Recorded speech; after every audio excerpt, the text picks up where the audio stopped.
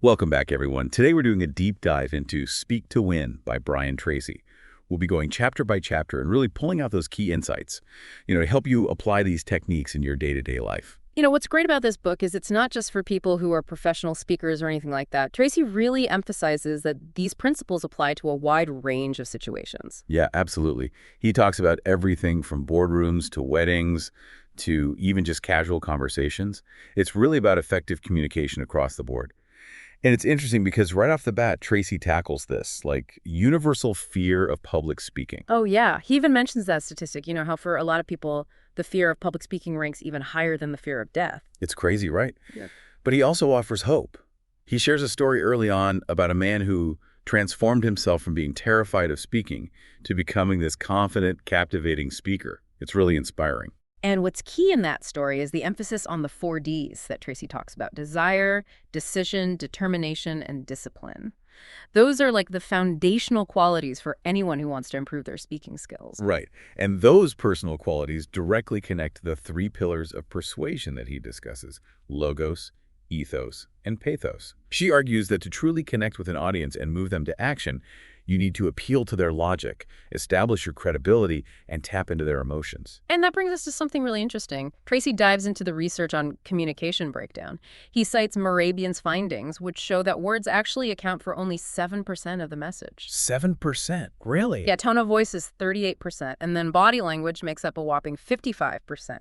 So, your nonverbal cues are carrying the majority of the weight. Wow.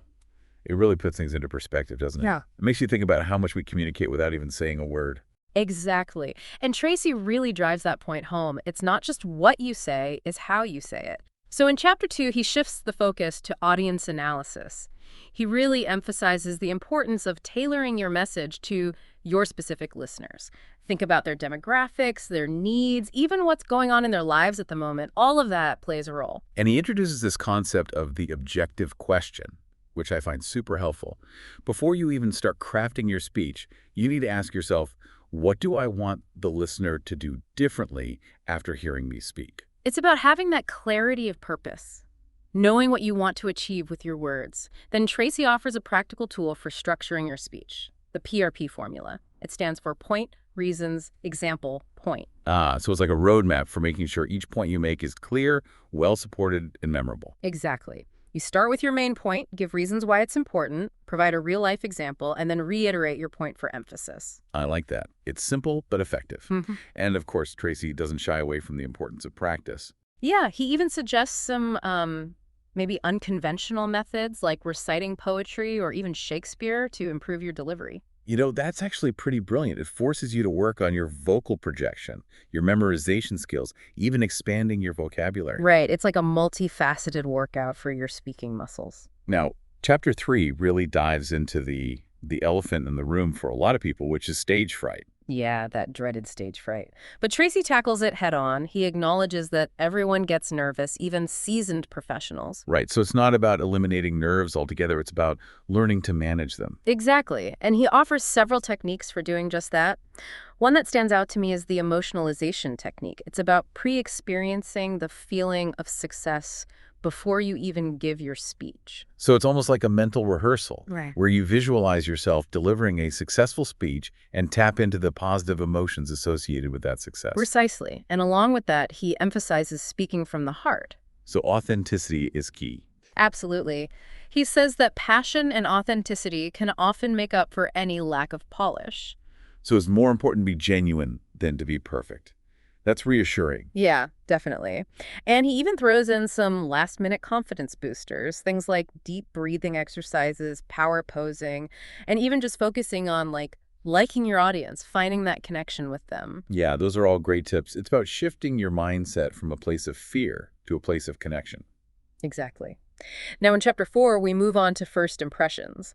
And Tracy really emphasizes how crucial those opening seconds are. Yeah, those first few moments can really set the tone for the entire speech. He talks about taking charge right from the start, walking confidently, starting with silence, and even dressing sharp to project that aura of competence. It's all about commanding attention and respect from the moment you step up. And he offers some pretty interesting techniques for grabbing that attention right from the get-go, like starting with a startling statistic from a recent news article. Oh, yeah. or a relatable story that leads into your main point, or even a thought-provoking question that immediately gets people thinking. It's about capturing their interest right away. And he emphasizes the importance of building a bridge with your audience, finding that common ground. He even suggests revealing a vulnerability of your own. It's about humanizing yourself, showing that you're not some untouchable figure on a stage. It helps create that sense of connection and trust. So in Chapter 5, we shift gears a little bit and delve into the dynamics of small meetings. Yeah, and Tracy makes a point of saying that even seemingly small contributions in those meetings can be opportunities to influence and persuade. It's interesting because we often think of public speaking as these big formal presentations, but a lot of communication happens in these more informal settings. Right. And Tracy argues that you need to approach those situations just as strategically. He suggests planning your participation beforehand, making sure you have something valuable to contribute, and using that PRP formula to deliver your points effectively. He even gets into the specifics of, like, strategic seating, like positioning yourself facing the door or opposite the leader for maximum influence. Have you ever thought about that? I haven't, but it's amazing how those subtle things can play a role in shaping the dynamics. Yeah, it's all about maximizing your impact. And then he introduces the 6 A's for making others feel important. Acknowledge, accept, appreciate, thank, admire, and approve. It's about weaving those into your interactions to create a more positive and supportive environment. I like that. It's not just about getting your point across, it's about creating a more positive communication dynamic overall. And on that note, he also cautions against negativity. Even subtle forms of criticism, he says, can damage rapport and undermine your influence. It's about building trust, not tearing people down. And in Chapter 6, we dive into small group presentations and the art of negotiation. Yeah, this is where things get really interesting. Tracy emphasizes that preparation is even more crucial in these smaller settings. There's no hiding in a crowd. You're directly engaging with each person, so you really need to be on your game. Right, and he highlights this interesting desire versus fear dynamic, suggesting that both can be powerful persuasive tools. It just depends on the context. So you can either appeal to people's aspirations, what they want to achieve, or address their concerns, what they might be afraid of. I see.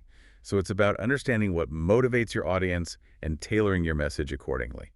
And in terms of negotiation, he introduces the law of 4. Yeah, that's about identifying the 4 key issues at play for both sides, and then seeking creative trade-offs to reach an agreement that benefits everyone involved. It's about finding solutions, not just winners and losers. Right. And throughout all of this, Tracy emphasizes the importance of involving everyone in the group, making each person feel heard and respected, while also being mindful of the pecking order. You know, who holds the real decision-making power? Exactly. And he also touches on the strategic use of visuals. Whether it's PowerPoint, whiteboards, flip charts, each has its strengths depending on the context. The key is to choose the right tool for the job and use it effectively to enhance your message, not distract from it. And that brings us to Chapter 7, where we scale things up to large audiences. Right. Now we're talking about those big presentations. And Tracy talks about the unique challenges that come with speaking to a larger group. And how professionals handle those challenges. He really stresses the importance of arriving early, to familiarize yourself with the space, controlling the sound, light, temperature, all those little details that can make or break a presentation. And he shares some pretty funny anecdotes about, like, sound system failures and lighting mishaps to illustrate just how important it is to be in control of your environment. Right, because those things can be incredibly distracting, both for you and the audience. It takes away from the message you're trying to deliver. And speaking of messages, Tracy once again emphasizes the power of storytelling. Oh, yeah. He talks about how historical events or personal anecdotes can really bring abstract concepts to life. They make them more relatable and memorable. It's about engaging both sides of the brain, the logical and the emotional, for a truly impactful presentation.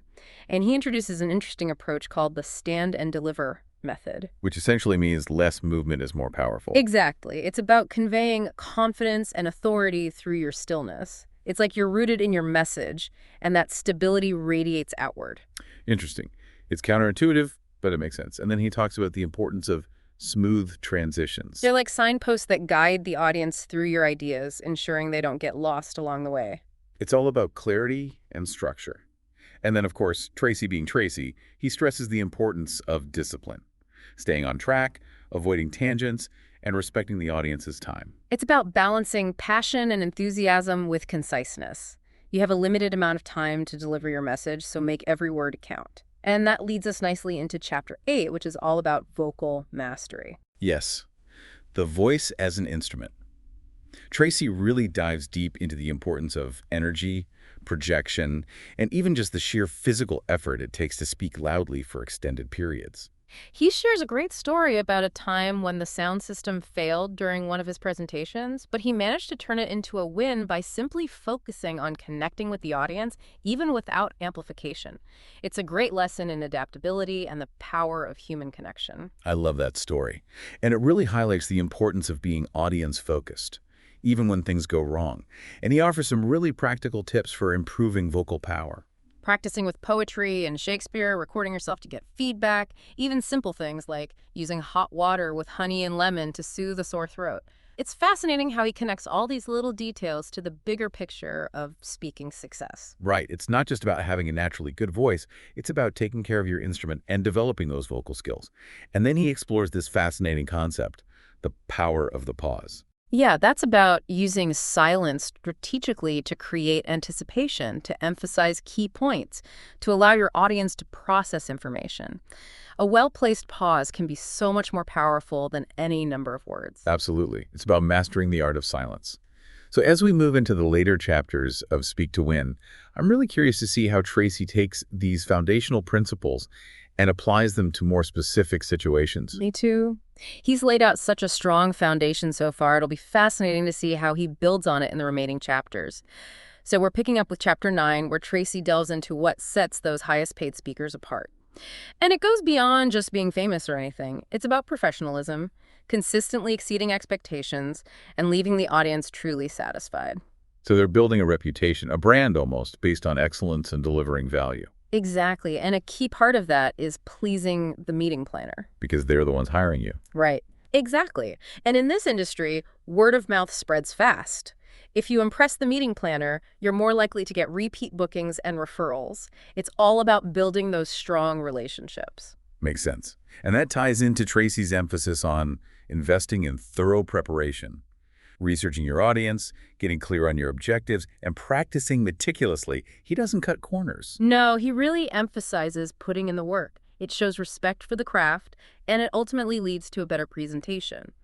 And another important point he makes is about speaking the audience's language. So not just using correct grammar, but really understanding their industry, their concerns, their specific terminology. Exactly. It's about connecting with them on their level, making them feel like you understand their world. It's about speaking with them, not at them. Precisely. And it goes beyond just the words you use. Tracy emphasizes treating the audience like friends, bringing authenticity and warmth to your presentation. That human connection again, it really seems to be a recurring theme throughout the book. It's fundamental, because when people feel like you genuinely care about them, they're more open to hearing what you have to say. And then there's the element of mastering your timing and delivery. Ah, yes. Knowing when to shift gears, when to pause for effect, when to let a story or a joke land naturally. It's almost like an art form. It is, absolutely. And Tracy really gets into the nuances of that. It's about creating a flow, a rhythm that keeps the audience engaged and makes your message memorable. Now, in Chapter 10, he circles back to the importance of controlling your space. Yes. He really hammers this point home throughout the book. It's about setting up the environment for optimal impact. And he goes into even more specifics here. The sound, the light, the temperature, the seating arrangement, all of these factors play a role in how the audience receives your message. He's obsessed with the temperature, isn't he? Well, think about it. If you're freezing or sweating, you're not going to be paying much attention to the speaker. True. It's about eliminating those distractions and creating a comfortable, focused environment. Exactly. And he stresses the importance of good lighting, making sure your face is well lit so you can connect with the audience. He even tells this funny story about a time when the lighting was so bad it made him look like the Phantom of the Opera. Oh, no. Yeah, it was a disaster. But it highlights how those seemingly small details can really make a difference. It's about creating that cohesive professional experience. Precisely. And he revisits strategic seating. recommending the windshield wiper arrangement, where the rows are angled to ensure everyone has a clear view of the stage. And he talks about using PowerPoint effectively. Again, it should enhance, not distract from your message. Treat it as a visual aid, not a crutch. He doesn't want people reading slides instead of listening to you. Exactly. The focus should be on you and your message. And while he's a big fan of PowerPoint, he also acknowledges the value of those classic tools like flip charts and whiteboards. It's about choosing the right medium for the message and the moment. So being adaptable and responsive to the specific situation. Exactly. And then, of course, he brings up the temperature again. He's adamant about ensuring the room is comfortable for the audience. He even goes so far as to suggest refusing payment if the meeting planner won't adjust the thermostat. He's serious about that temperature. Huh? But I think it speaks to his overall dedication to creating a positive experience for the audience. He's advocating for their comfort and recognizing that those external factors can really affect their ability to engage with the material. Absolutely. He's setting those boundaries and saying, look, if you want me to deliver my best, you need to provide the right environment. And then we move on to chapter 11, where he focuses on ending with a bang, creating that lasting impression. Yeah, those final moments are crucial. You want to leave the audience with something to think about, something to act on. Exactly. And he offers several techniques for crafting a powerful close, summarizing your key points through a story, using a call to action that motivates the listener, or even ending with a memorable quote or poem. It's about ending on a high note, leaving the audience feeling energized and inspired. Precisely. And he emphasizes that both your final words and the delivery are crucial. It's that last impression that really lingers. Think of it like the final note of a symphony. It has to resonate to leave the audience feeling satisfied. And then in the final chapter, chapter 12, Tracy applies all of these principles to the art of persuasive selling. That's interesting, because while this book is about speaking in general, he recognizes that selling is often where those skills are put to the ultimate test. Absolutely. And he starts by addressing something that I think a lot of people struggle with, which is the fear of rejection. He normalizes it, saying it's a natural human response. But he also provides strategies for managing that fear and building confidence. So it's not about eliminating the fear, it's about learning to work with it. Exactly. And then he breaks down the 7 steps of effective selling. Prospecting, building rapport, identifying needs, presenting benefits, addressing objections, closing the deal, and getting referrals. Now, this might seem very specific to sales, but Tracy cleverly connects these principles to any type of presentation. It's all about understanding your audience, their needs, and then tailoring your message to meet those needs. Whether you're selling a product, pitching an idea, or even just trying to convince your kids to eat their vegetables, those core principles apply. Exactly. It's about persuasion and influence, and those skills are valuable in any area of life. Yeah. Now, I know we've covered a lot of ground here, but the beauty of Tracy's book is that he breaks down these complex concepts into manageable steps. He gives clear examples and even shares personal anecdotes, which makes it relatable and engaging. It's not just a dry textbook. It's a practical guide filled with real-world wisdom and actionable advice.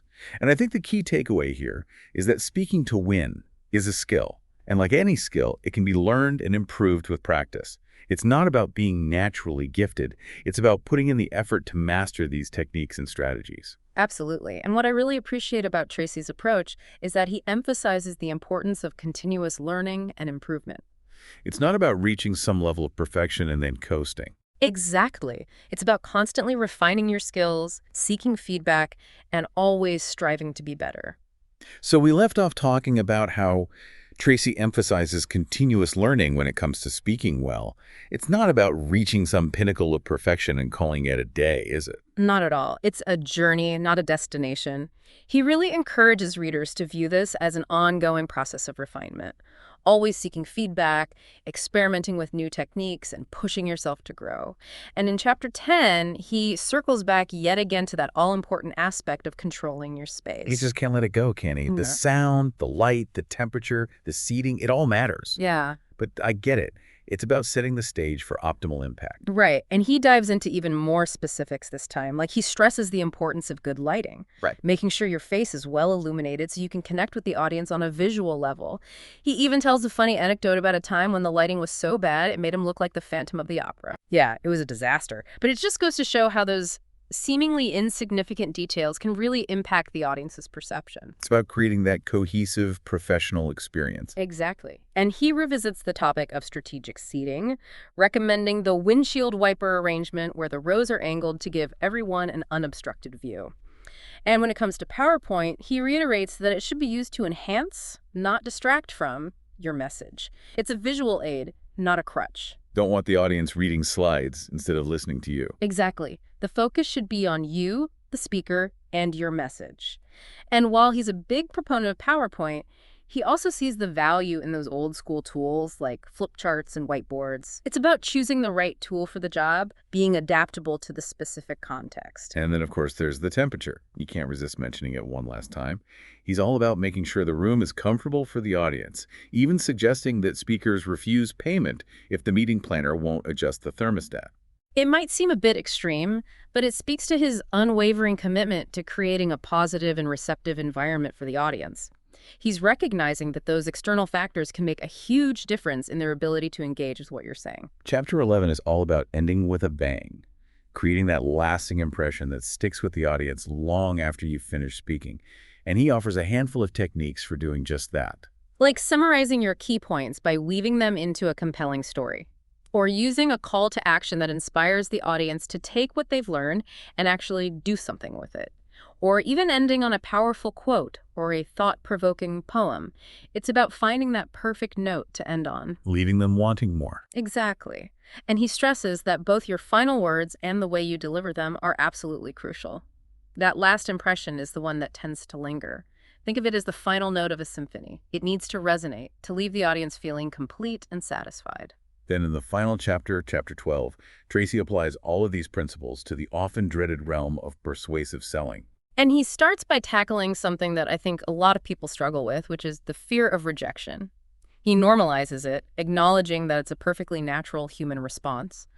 But he also provides strategies for managing that fear and building confidence. It's not about pretending the fear doesn't exist. It's about learning to work through it. Exactly.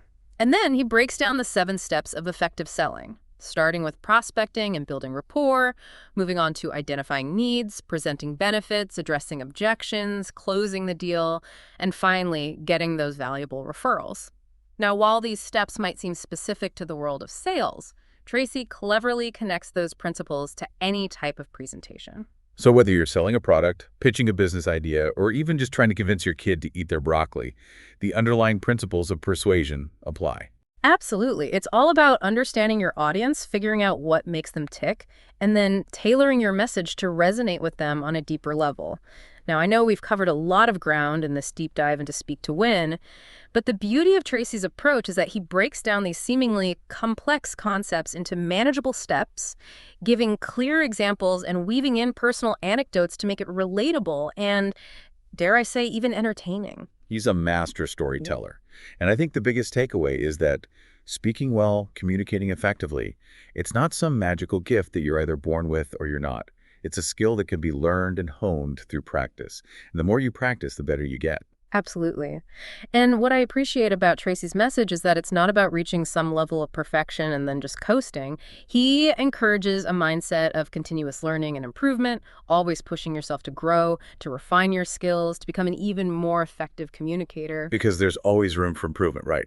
No matter how experienced you are. Exactly. And that's what makes this journey so exciting. There's always something new to learn, a new technique to try, a new challenge to embrace. So if there's one thing I hope listeners take away from this deep dive, it's this. Your voice matters. What you have to say is important. And the more you speak, the better you become at expressing your ideas and connecting with the world around you. So get out there, embrace those opportunities to speak, and remember, you have the power to speak to win. And that's a wrap on our deep dive into Brian Tracy's Speak to Win. We hope you found it valuable and insightful.